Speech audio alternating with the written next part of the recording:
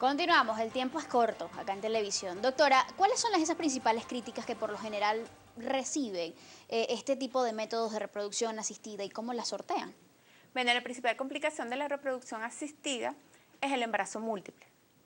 Antiguamente, la fecundación in vitro tiene más de 37 años, la primera bebé probeta va a cumplir 38 años ahora en julio, ya tiene hijos. Se colocaban varios embriones en el útero para lograr el embarazo. En los últimos 5 años, los avances tecnológicos en reproducción asistida han sido sorprendentes y nos permiten ahora colocar un solo embrión en el útero para lograr el embarazo. Puede existir la posibilidad de que el embrión se divida en dos. Puede ser que tengamos un embarazo doble, que generalmente es bien recibido por las parejas, y las complicaciones son menores a cuando habían trillizos, cuatrillizos, quintillizos. ¿Riesgos del síndrome de hiperestimulación ovárico? Existe, pero los casos severos ocurren en una en cada 100.000 pacientes, o sea, muchísimo menos del 1%. ¿Y en qué consiste eso? ¿Cuál es el riesgo que eso representa? Bueno, las pacientes van a producir muchos óvulos, las hormonas se elevan mucho y ahí tienen dolor, puede haber torsión ovárica, pero como te estaba comentando, ocurre uno en 100.000 casos. Lesiones derivadas quizás del procedimiento por el maltrato que quizás puedan Esas también ocurrir. son una en 100.000 casos, mucho menos del 1%. La principal complicación, como te estaba comentando, es el embarazo múltiple y hay técnicas como la transferencia de blastocisto y ahora la vitrificación de embriones, que es una congelación, una criopreservación que nos permite entonces colocar un embrión en el útero y criopreservar los demás. De esta manera vamos a tener la oportunidad, una segunda oportunidad de embarazarnos si no nos dio la prueba positiva en la primera transferencia de embriones, o podemos lograr una tasa acumulada de embarazo, o sea, después de varios intentos, que sea comparable a la que se podría lograr antiguamente con 3 o 4. Otras situaciones como embarazos ectópicos, placenta previa, riesgo de aborto, partos prematuros. Los embarazos ectópicos ocurren más o menos en la misma proporción que ocurre en los embarazos espontáneos, porque depende de las obstrucciones tubáricas, del daño que se le hizo a las trompas con las infecciones de transmisión sexual que comentábamos anteriormente. Clamidia es la principal responsable de los embarazos ectópicos.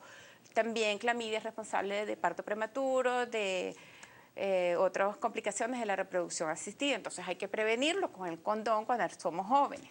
Doctora, ya porque nos queda muy poquito tiempo, ¿cómo hacer? ¿Qué es lo que se le dice a una pareja cuando llegan a la consulta con un médico especialista en reproducción? Bueno, lo primero que se va a hacer es un perfil para ver, tratar de determinar la causa de la infertilidad. Se le van a hacer exámenes hormonales, exámenes infecciosos para descartar las infecciones, le vamos a hacer un ecosonograma y al esposo le vamos a hacer un espermatograma, que es el análisis del semen para ver si tiene espermatozoides, si se mueven bien, si la morfología de los espermatozoides es adecuada, y eso nos va a ayudar a nosotros a determinar cuál es el camino a seguir, cuáles son los tratamientos que vamos a indicarle a la pareja. Podemos comenzar con los tratamientos más simples, como relaciones dirigidas que mencionó la doctora Sofía Berens.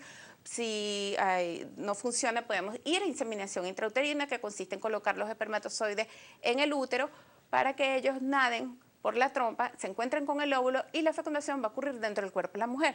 O podemos recurrir a la fecundación in vitro, sobre todo si las trompas están obstruidas o hay problemas de ovulación o la edad de la mujer, que es una de las principales causas de infertilidad, lo indica. Podemos recurrir a la fecundación in vitro, donde la fecundación va a ocurrir en el laboratorio, ¿ok?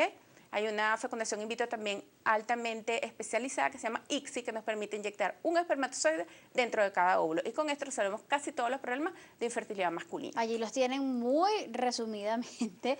¿Cuáles son estos principales métodos de reproducción asistida que además con los que contamos en Venezuela actualmente? Sí, señor. En Venezuela está tecnología de punta en el mundo.